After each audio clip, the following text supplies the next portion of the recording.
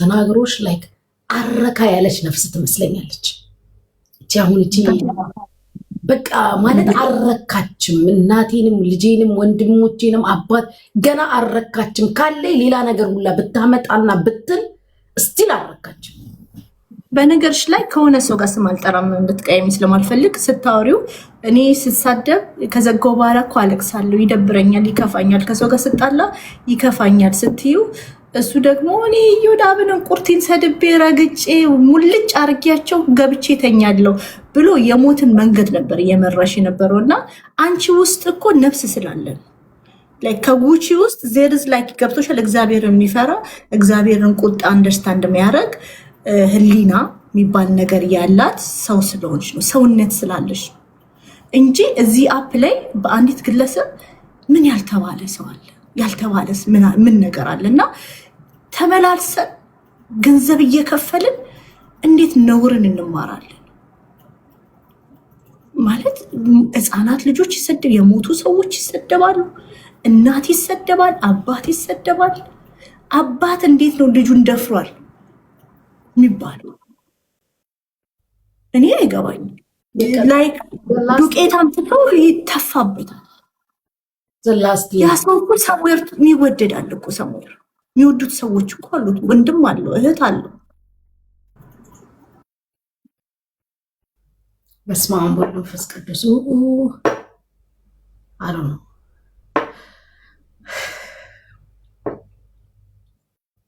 ያና እኔ እኛንን ጥፋተኞቹ ፕላትፎርም የምንሰጠው ተቀያያሪ ተረጋጮች ነን። ገብቶሻል? ተመላላሽ ተረጋጮች ነን። እኔ በምንም ተአምር እኔ እንደዚህ አይነት ጋር የፈለገ ጠላትም ቢሆን ነውር ነው፣ ነውር ነው፣ ብልግና ነው። ወዶች ነውር ነው በቃ። ግን ገንዘብ የሚከፍሉት ሰዎች ናቸው። ገንዘብ የሚከፍሉት አሁን እንደዛው እናቷ እንደዚህ ነች አለች፣ እንደዛ ነች አለች።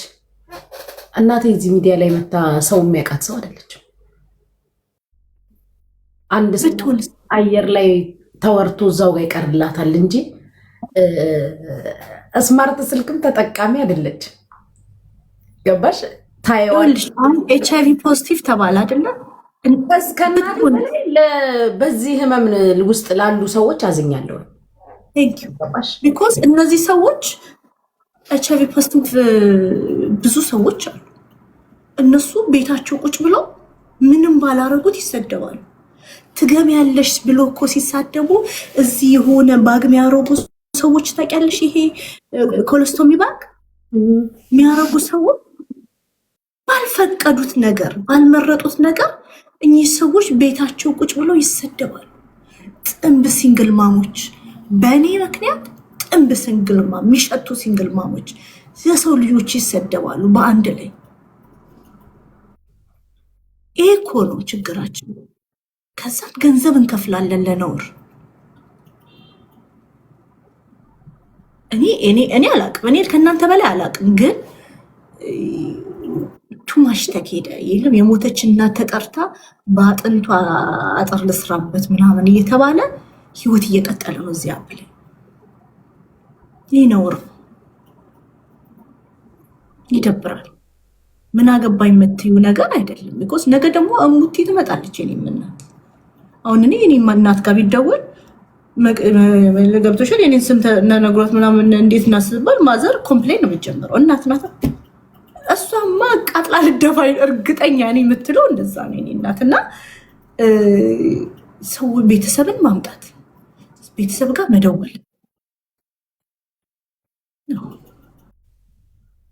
ኖ የኔ ጥያቄ ምን መሰለሽ ላይክ